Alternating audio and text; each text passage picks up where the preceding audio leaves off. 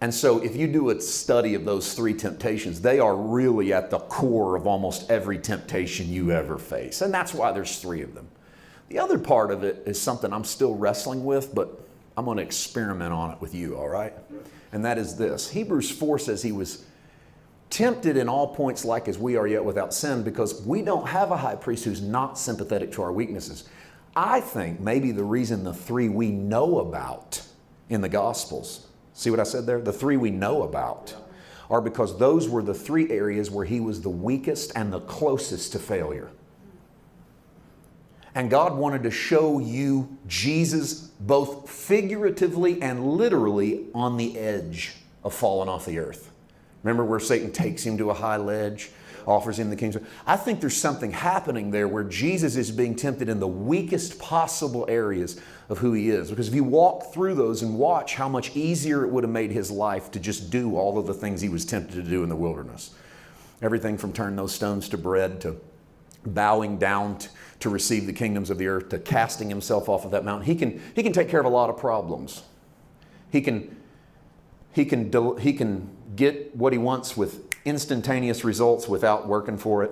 Boy, that'd be nice. And when you know what's coming in your life, that's a temptation for Jesus, no doubt. He can receive the kingdoms of the earth without going to the cross, burial, resurrection, ascension, descension into the heart of man. I can still have the things of this earth. Or I can cast myself off of this. That'll show them. You'll never question any of my miracle working power, because the thing I did on day one was have angels catch me before I crashed and burned into the middle of a canyon. There's nothing that I can't do. Wow, this makes my ministry so much easier. No, people are going to believe everything that I say and everything that I do. I just feel like what we're seeing in those areas are those moments where Jesus is at the hour of his maximum weakness. And he overcomes, and he does it with identity, and he does it with Scripture, and he does it by knowing who he is and all of the things that you and I need to do. But it tells me that it doesn't mean that you are fallen and that you have that you are somehow out of his favor, that you somehow have been disqualified for faith, or that grace isn't at work with you. When you are taken up to the edge in your weaknesses, and I'm not just talking about temptation anymore, I'm talking about whatever area it is that you bring to the table tonight that is just not your best self. It's not your best moment. And instead of sweeping those under the rug and denying them and going, well, they don't really belong to me because I'm a child of God. What if we realize that those are the moments where we limp into our next encounter, and we take our weaknesses and we let that weakness not define what we're going to do, but define what we've overcome because of God's grace, and allow those scars and allow that weakness to be something. Because if perfection is what we're shooting for, perfection doesn't need grace. Okay? We need grace because we're imperfect people. And if the Bible tells us that it's by grace we are saved, the end game must not be perfection.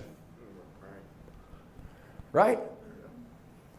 So let's maybe stop making it appear as if the great quality that Christianity has is that we're aiming towards a higher level of morality, or that we're aiming towards a higher principle of living. And let's embrace people for their faults and their failures right where they are. Because if we're willing to embrace people in their weakness, then we qualify them instantly for grace. And the moment they're qualified for grace, it's because they realize that they're weak. And then don't do the old bait and switch. Hey, now that you're in here, you don't ever have any more weaknesses because you're one of the sons of God. And so you're just under favor. And so whatever you have, that's an illusion of the devil. Maybe you just have an area of weakness. And in that area of weakness, then through grace, you can be made strong. There's something very important, very special about walking in that understanding.